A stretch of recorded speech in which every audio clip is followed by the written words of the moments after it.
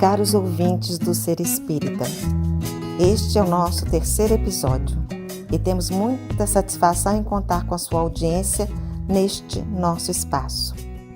No Evangelho segundo o Espiritismo, no capítulo 6, o Cristo Consolador, mais especificamente no item 5, o Espírito de Verdade nos ensina: Espíritas, amai-vos, este o primeiro ensinamento.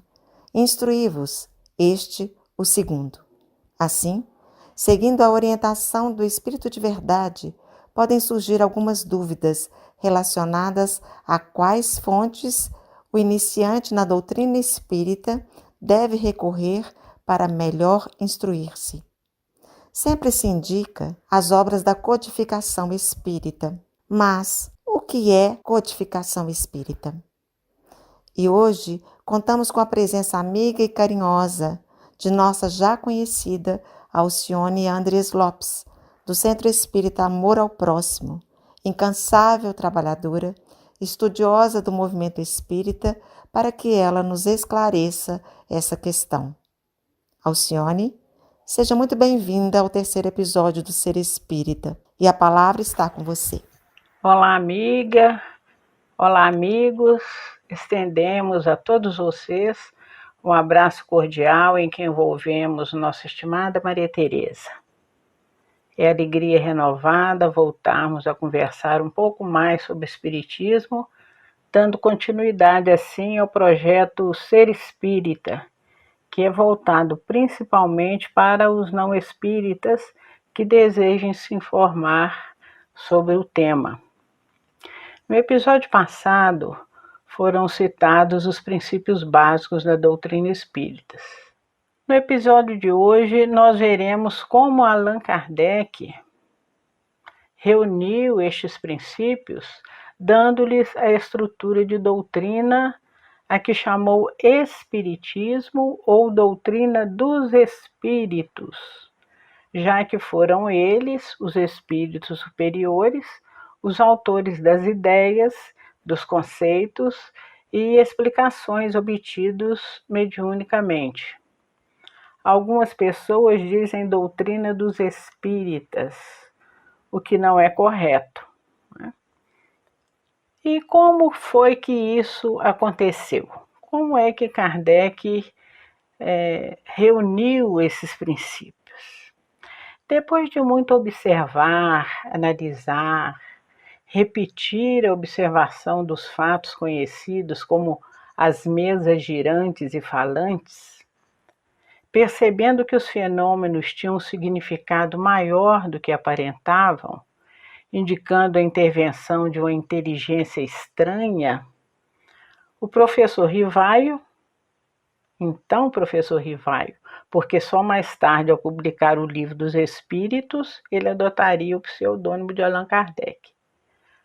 Como dizíamos, o professor Rivaio elaborou uma série de perguntas metodicamente organizadas, versando sobre filosofia, psicologia, natureza do mundo espiritual, e obteve respostas com precisão, com profundidade, com lógica.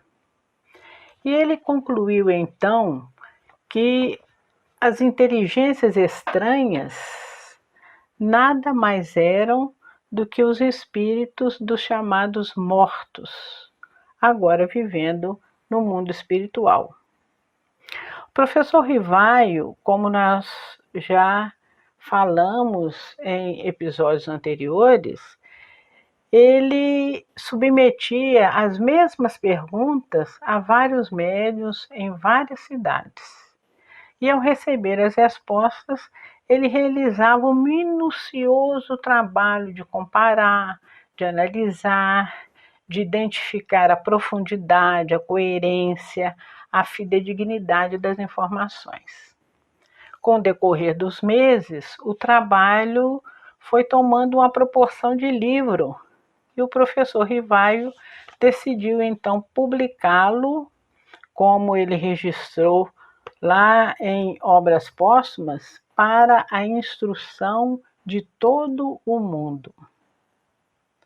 As respostas dadas pelos espíritos superiores coordenadas e classificadas, constituíram o Livro dos Espíritos, lançado em Paris na manhã de 18 de abril de 1857. E, inicialmente, o Livro dos Espíritos continha 501 perguntas, ou itens, como querem alguns. Depois elas foram aumentadas para 1019, a partir de março de 1860. Essa seria a obra básica. O Livro dos Espíritos, então, seria a obra básica, a primeira do chamado Pentateuco kardeciano ou codificação espírita. O Livro dos Espíritos, ele é dividido em 4 partes, ou 4 livros, que forneceriam essas 4 partes base para a elaboração das outras 4 obras que a seguiriam, respectivamente, o Livro dos Médiuns, em 1861, baseado na parte 2 de O Livro dos Espíritos. Trata do mundo espírita ou mundo dos espíritos.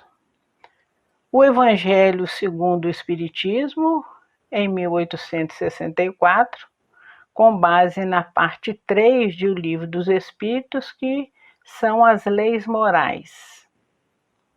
O Céu e o Inferno, ou a Justiça Divina, segundo o Espiritismo, lançado em 1865, com base na parte 4 de O Livro dos Espíritos, que é denominada das Esperanças e Consolações.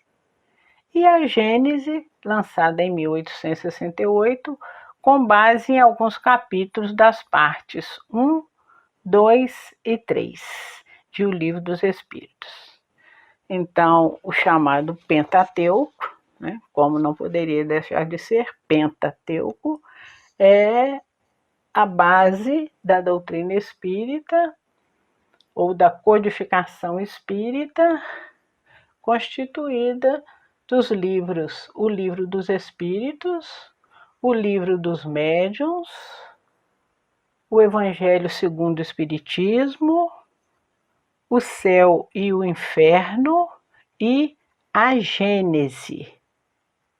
A Gênese, não é o Gênesis, é a Gênese.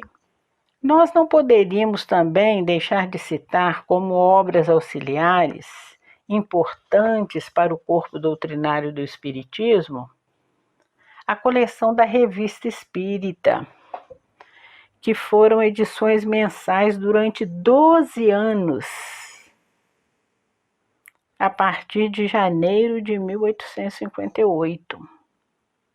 Uma outra obra, Instrução Prática sobre as Manifestações Espíritas, de 1858, O que é o Espiritismo, de 1859, O Espiritismo em sua expressão mais simples, 1862, O Viagem Espírita, em 1862, e Obras Póstumas, que foi organizado por Leymarie, ou Pierre Gaetan Leymarie, com assistência de Amélie Gabrielle, a grande colaboradora, esposa, no caso aí, quando foi publicado Obras Póstumas, já era viúva de Kardec.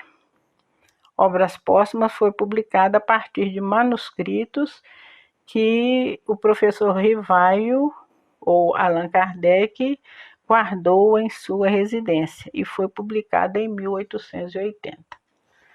Como nós dissemos, meus amigos, minhas amigas, a partir do lançamento de O Livro dos Espíritos, o professor Rivaio assume o pseudônimo de Allan Kardec. Por que Allan Kardec? Segundo o seu espírito protetor, o Zéfiro, esse tinha sido o nome dele quando de uma encarnação ao tempo dos druidas, lá nas Galhas, que hoje é a França.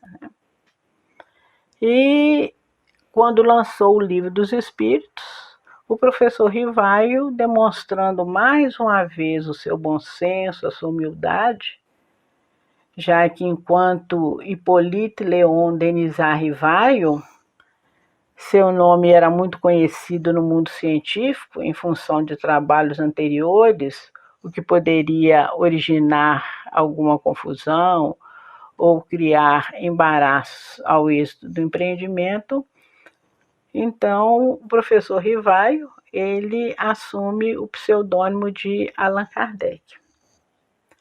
Importante, minha gente, frisar que, conquanto Kardec afirmasse que o mérito de cada obra cabia todo aos espíritos que as ditaram, o seu trabalho de pesquisar, de coletar dados e informações, de analisar, de revisar, de organizar, de coordenar, de comentar com precisão e clareza, a evidenciarem um profundo conhecimento de causa, fazem de Kardec o codificador da doutrina espírita. Não o autor, inventor ou outros nomes que às vezes lhe são atribuídos. Nós falamos comentar porque existem comentários de Kardec após as respostas dos espíritos, em O Livro dos Espíritos, a introdução de O Livro dos Espíritos é toda de Kardec, e nos outros livros, nas outras obras do Pentateuco, que são assim, de uma preciosidade extraordinária, né? E por isso nós o denominamos também, né, além de codificador da doutrina, como o missionário da terceira revelação. Aquele que contribuiu com extrema fidelidade a Jesus para que se fizesse cumprir aquela promessa do Mestre de que nos enviaria no tempo certo um Consolador, conforme as palavras do evangelista João, lá no capítulo 16, versículo 13, de suas anotações, João registra: quando vier aquele Espírito de verdade, ele vos guiará em toda a verdade, porque não falará de si mesmo, mas dirá tudo o que tiver ouvido. E quem orientou o trabalho de Kardec, quem coordenou o trabalho de Kardec, foi o Espírito de verdade, ou Espírito Verdade, como querem alguns. Isso posto, meus queridos amigos, irmãos, nós diremos que, em função do tempo, nós não podemos, não devemos nos alongar, mas quem se interessar no aprofundamento no assunto, a fim de ter maiores elementos para analisar e apreciar o tema, pode e deve consultar obras póstumas. E lá no índice existem capítulos de uma leitura profundamente esclarecedora, cativante e interessantíssima.